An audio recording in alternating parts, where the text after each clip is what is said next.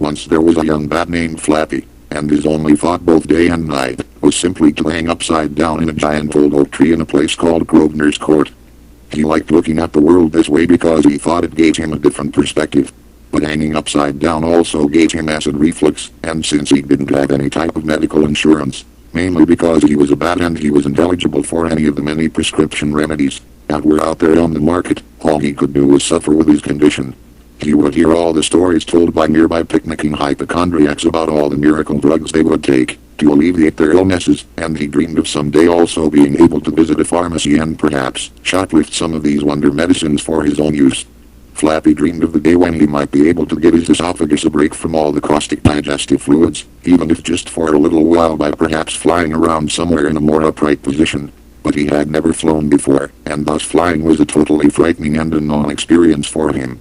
He would watch other bats, birds, bees, beetles, dragonflies, fireflies and butterflies doing just this, flying, yet he could never personally bring himself to try it out for himself. In the meantime, Flappy continued to hang upside down in the giant oak tree in Grosvenor's Court, as the harsh stomach acids ate away at his tender throat lining.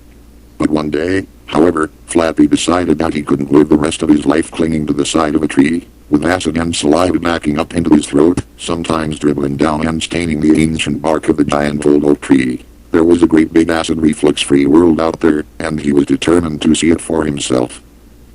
Finally, Flappy gathered up all his courage and decided to take a chance. He let go of the giant old oak tree that had been his home, his world, and his safety blanket for the better part of his young life, and he began to free fall. Countless tree limbs, branches, leaves, and twigs began to pass by him at an alarming speed.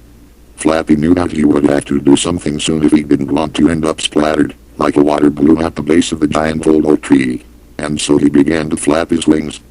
At first these attempts seemed feeble and Flappy continued free falling, but he kept at it. And before he knew it, Flappy was indeed flying. He flew up and down and this way and that, and he began to see things he never imagined he would ever have seen in his life. He saw clouds up close, he saw the tops of trees, and for the first time in his life, he saw the horizon. He also felt relief for the first time in his life from his acid reflux condition. Flappy was speechless. Bats can't normally talk, but sometimes in stories they can. But this isn't that kind of story. But if they could speak, he still would have been speechless. That's just how amazed he was. Anyway, since he didn't have a lot of experience with flying, he didn't know how to pace himself, and Flappy now began to grow tired. He had never flown at all before, and exerting himself in this way made him extremely exhausted, and before he could fly back again to the safety of his giant old oak tree that stood in the middle of Grosvenor's Court, Flappy began once more to free fall. He could see the world passing him by at a dizzying speed, and his only thought now was to wait till he was close enough to a tree branch so that he could latch onto it, thereby saving himself. It sounded like a fantastic idea to him. But soon he found that there was no tree for him to latch onto this time. He had traveled too far from his home. And down he continued to plummet, until suddenly, from out of nowhere, Flappy saw himself headed straight for the open mouth of a hungry cat. And then with a deafening gulp, Flappy was no more. He had become a meal for Fluffy, the feral cat that stalked the outskirts of Grosvenor's Court, looking for opportunities just like this one.